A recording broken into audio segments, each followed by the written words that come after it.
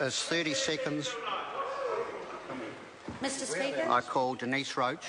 Thank you, Mr. Speaker. I rise to take the call for the Greens for the first reading of the Gambling Harm Reduction Amendment Bill. Firstly, let me say that I applaud the intent of this bill. I'm pleased that all the speakers so far, including the National Party, are supporting this bill through its first reading and through to Select Committee. The Greens will be supporting this bill because it addresses many of the problems associated with pokie machines in the community, in pubs and bars. And it is totally appropriate that this is a bill from the Māori Party. Kia ora, Mr. Flavel. As Māori and Pākehā, Māori and Pacifica are most likely to be harmed by this type of gambling. In my maiden speech, I said that gambling on pokie machines was the transfer of wealth from women to the men, from the poor to the rich, and from the brown to the white. When one looks at who loses the largest amount of money on pokies and who benefits the most from the proceeds, this statement is clearly accurate. Pokies are the most harmful gambling product we have in New Zealand. A previous CEO of the Problem Gambling Foundation once described them as the crack cocaine of the gambling industry, and he's right. The industry itself preys on problem gamblers to ensure that they make a profit, and they whitewash this harm by distributing some of that profit, currently 37%, to the community through grants.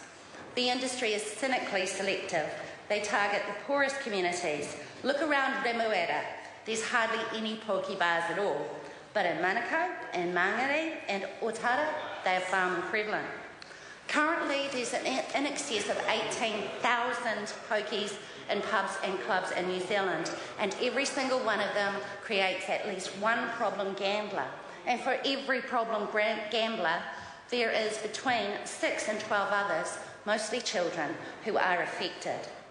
We support the provisions in this bill that give more control to communities to reduce the number of pokies in the areas. In places like Nelson, Christchurch, Waitakere and Manukau, communities have successfully lobbied their councils for sinking lid policies to gradually reduce the number of pokies in their areas. Whenever communities have been asked about this, they have said they don't want pokies proliferating throughout their neighbourhoods. And I guess that's why in Auckland it's incredibly insulting that the huge effort that communities have put into reducing pokies is undermined by the government, who wants to increase the number of pokies overall by selling our law so that the casino can have more pokies in exchange for the convention centre. Pokies in pubs, pokies in casinos, they're both harmful and they're both dirty industries. We'll also be supporting the provisions in this bill to reduce gambling harm with player tracking and pre-commit cards. And we definitely support the measures to call for 80% of the money from pokies to be distributed to the community and within the community from where the pokie money has been extracted. And we certainly agree that spending some of that money on horse racing stakes is not a community purpose and should be stopped. We're pleased to see an attempt to address the many rorts and frauds that have occurred over the distribution of funds from pokie trusts.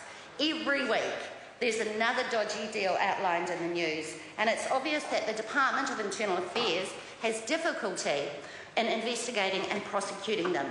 When even Francis Weavers, who headed the Community Gaming Association, says, as he did last year, that the entire industry can't be trusted and is engaged in suspect activity, then it's time to rein in the rorts and find a better way of controlling the flow of funds. We will be supporting this bill. However, a word of warning.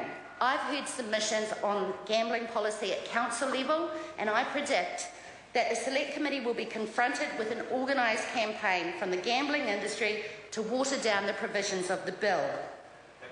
There's a lot of money at stake here.